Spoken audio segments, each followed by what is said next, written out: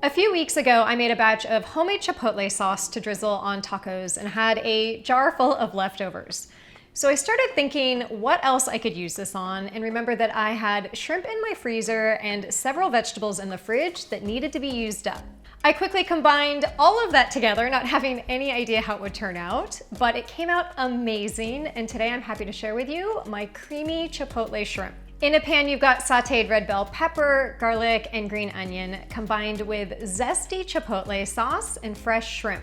That's then topped with cilantro, more green onion, and a little jalapeno if you'd like, and you can place it all on a bed of rice or cauliflower rice for a low-carb option.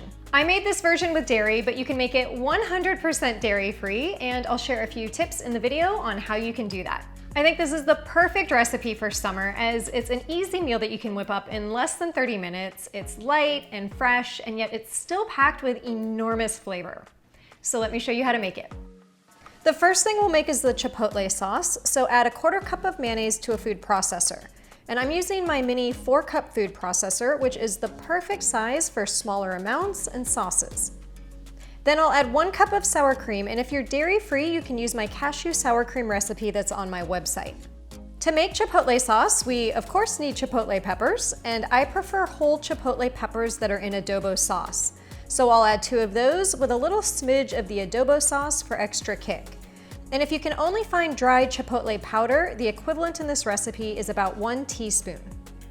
To add a little tart, acidic flavor, squeeze half of a lime, which is about 1 tablespoon of juice. Then toss in 1 peeled garlic clove and a generous pinch or so of salt. Add the lid and blend it until it's all pureed and creamy and turns sort of a light salmon color. You can just leave this sauce in the food processor until you're ready to pour it into the sauté pan, but I'll pour it into another jar so you can see it.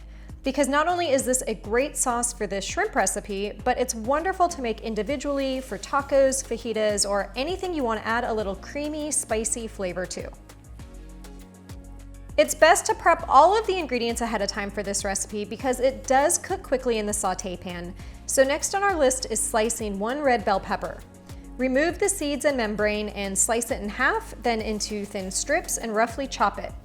You could also use yellow or orange bell pepper in this recipe. I just love the red color paired with the shrimp. And once it's all chopped up, place it in a prep bowl. Next, slice 3 green onions, and you'll use both the green and white parts, so slice all the way down to the bottom and place the whiter parts in one bowl and the greener parts in another bowl. Or if you're placing them all on a small plate, just separate them out because the whiter parts you'll cook and the greener parts you'll use for garnish. I'll also chop some of the topping ingredients right now as I'm on my cutting board, and that includes slicing 1 jalapeno pepper and finely chopping a tablespoon or so of fresh cilantro. Both of these items add spice and flavor to the finished dish, in addition to that vibrant green color on top, but you can always leave off the peppers if you don't want it too spicy. Now, because I've already made this recipe several times, I know that it's delicious served on top of a bed of rice. So I'll add water to a pot and bring that to a boil. Then I'll rinse some rice and add it to the pot. But this creamy chipotle shrimp would also be great served on top of cauliflower rice, broccoli rice, or quinoa, so feel free to serve it a variety of ways. And now that my rice is cooking, we can get down to business with the main dish. So add a couple tablespoons of olive oil to a sauté pan on medium heat and give the pan a swish to make sure the whole bottom is coated, and add 1 pound of peeled and deveined shrimp. I'm using jumbo shrimp in that 16 to 20 count range, but you could really use any size in this recipe. And once they're in the pan, try to get them in as flat a layer as possible. The shrimp will cook really fast and only need about 2 to 3 minutes per side, so cook them until they're opaque and pink, and then remove them to a bowl. If you need to add a little more olive oil to the pan, you can do that. Then add the diced red bell pepper and cook it for about 4 to 5 minutes or until it begins to soften. And if the bottom of your pan gets a little brown, that's okay. We'll scrape up all of that delicious flavor as soon as we add our sauce.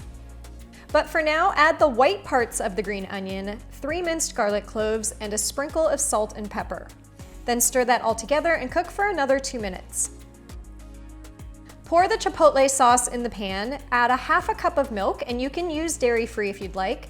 I'm actually using my homemade cashew milk, even though I did use regular sour cream, so this recipe is really flexible. And now you can use your spatula to get all of that goodness off the bottom of the pan. Bring the sauce to a simmer and add the shrimp back to the pan just so that they can warm through as they're already fully cooked. And if you'd like a slightly thinner sauce or more sauce in general, you can always add a splash more milk.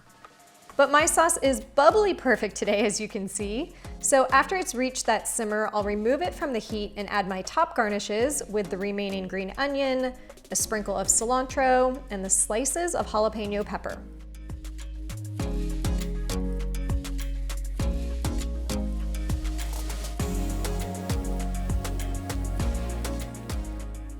This simple recipe has the robust flavor of something you'd order in a restaurant, especially with that zesty, spicy sauce.